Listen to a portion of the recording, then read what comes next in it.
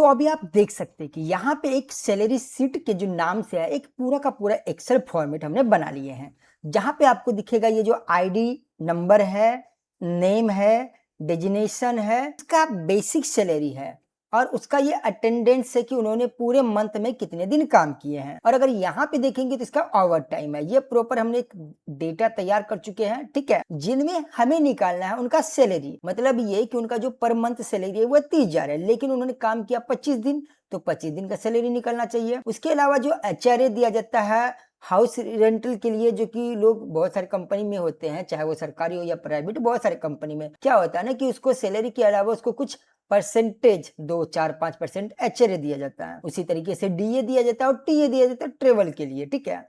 तो ये सारे हम निकालने वाले हैं। साथ ही साथ ये देखेंगे कि ये जो ओवर टाइम वर्क कर रहे हैं, यानी कि ओवर टाइम जो हमारा काम है वो तो कर ही रहे हैं, साथ में जो ओवर टाइम काम करते हैं तो फिर उसका अमाउंट क्या होगा वो देखेंगे। उसके अलावा ग्रोस सैलरी, यानी कि ये जो टोटल एक तो सैलरी मिल रहे हैं, एचआरए मिल रहे हैं, डीए मिले, टीए मिले, इन सभी को मिला के टोटल अमाउंट कितना बनता है वो देखेंगे। उसके अलावा आप देखते होंगे कि बहुत सारे कंपनी में पीएफ के रूप में पैसे कटते हैं, ईएसआई में कटते हैं, तो ये सारा टोटल काट छाट के हम देखेंगे कि इन हैंड सैलरी क्या मिलता है। तो ये सारे के सारे हम इस वीडियो के अंदर कवर करने वाले हैं, तो इसको डिटेल में अच्छे से बैठ जाइए और आराम से देखिए।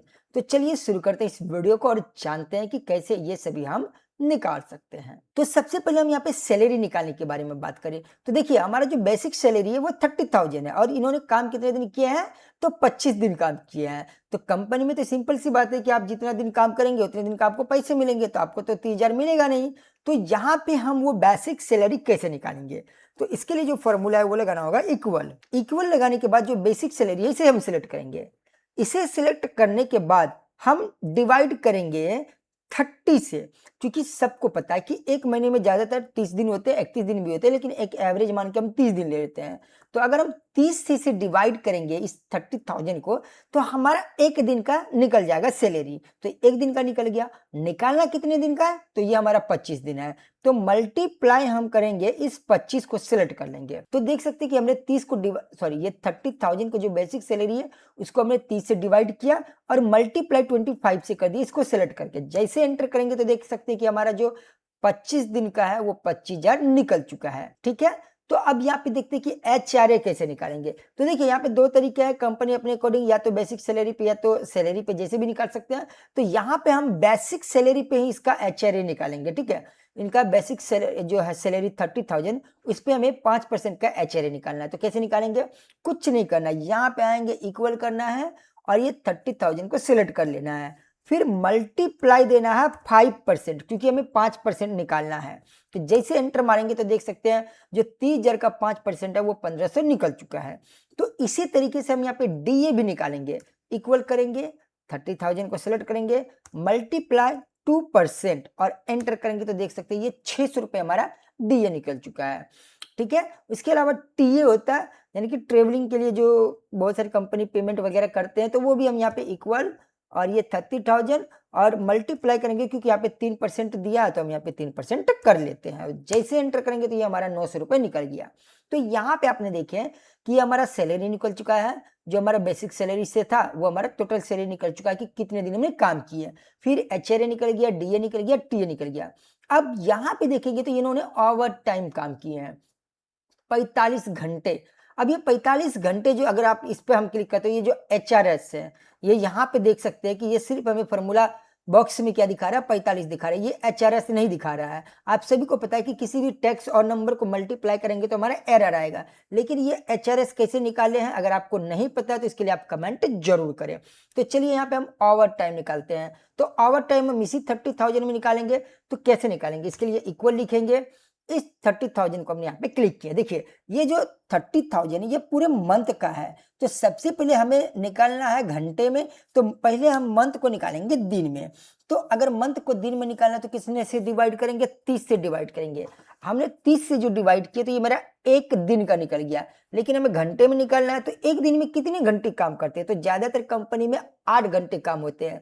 तो इसे हम यहाँ 8 से डिवाइड करेंगे। जैसे हम 8 से डिवाइड करते हैं तो अब यहाँ पे मेरा एक घंटे का निकाल चुका है, लेकिन हमें निकालना कितना है, तो 45 घंटे का। तो मल्टीप्लाई क्या करेंगे, इसको हम सेलेक्ट कर लेते हैं और जैसे यहाँ पे एंटर करेंगे तो देख सकते हैं कि ये हमारा ओवर टाइम निकल चुका है। तो इस तरीके से हमने सैलरी, एचआरए, डीए, टीए और ओवर टाइम निकाल दिए। अब यहाँ पे बात कर लेते हैं ग्रोस सैलरी के बारे में।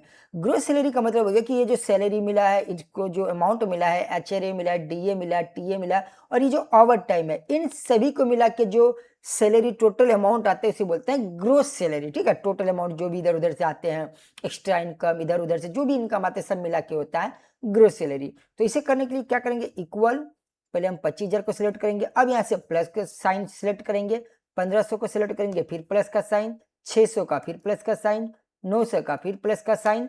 अब यहाँ पे अगर आप ध्यान से देखेंगे तो ये जो ओवर टाइम वाला ऑप्शन है ये आगे छेक लिया है। तो क्या यहाँ पे आ रहा है, तो देखिए अगर कभी कभी ऐसा ऑप्शन आ जाए तो जरूरी नहीं कि यहाँ पे दोबारा करना होगा। देखिए ये देखेंगे ये कौन सा लाइन है, के लाइन है, के वाला लाइन है और इधर से कौन सा लाइन है, तो 4 लाइन है, बस 4 दे देना, एंटर मारेंगे तो देख सकते हैं।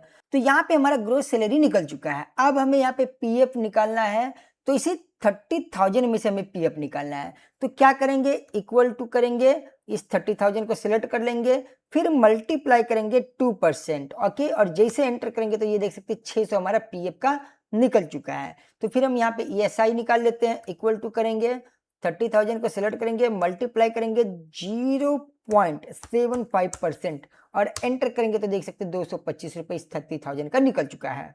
अब जो इन हैंड सैलरी, ये तो ग्रोस सैलरी हुआ, लेकिन ये दोनों तो कट के आएंगे। तो फिर कट के कैसे आएंगे, तो इसके लिए करेंगे इक्वल, इसे हम सेलेक्ट कर लेते हैं, फिर माइनस करेंगे, इसे सेलेक्ट करेंगे, फिर माइनस करेंगे और इसे सेलेक्ट करने के बाद जो देखेंगे कि ये जो 32,800 है ये इन हैंड सैलरी आएगा।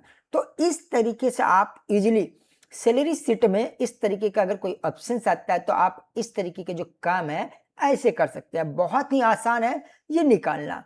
तो आपने देखा कि किस तरीके से हमने यहाँ पे सैलरी शीट में ये सैलरी हो गया, एचआरए हो गया, डीए हो गया, टीए हो गया, ओवर टाइम हो गया, ग्रोस सैलरी हो गया, PF, ESI, in hand salary, सारे के सारे हमने यहाँ पे निकाल दिए। तो इस तरीके से आप भी काम कर सकते हैं। ऐसे इंटरेस्टिंग वीडियो देखने के लिए आप हमारे चैनल को सब्सक्राइब कर लीजिए, बेल आइकन को प्रेस कर दीजिए। चलिए मिलते हैं नेक्स्ट वीडियो में, कमेंट करके जरूर बताइएगा कि ये वीडियो आपको कैसा लगा।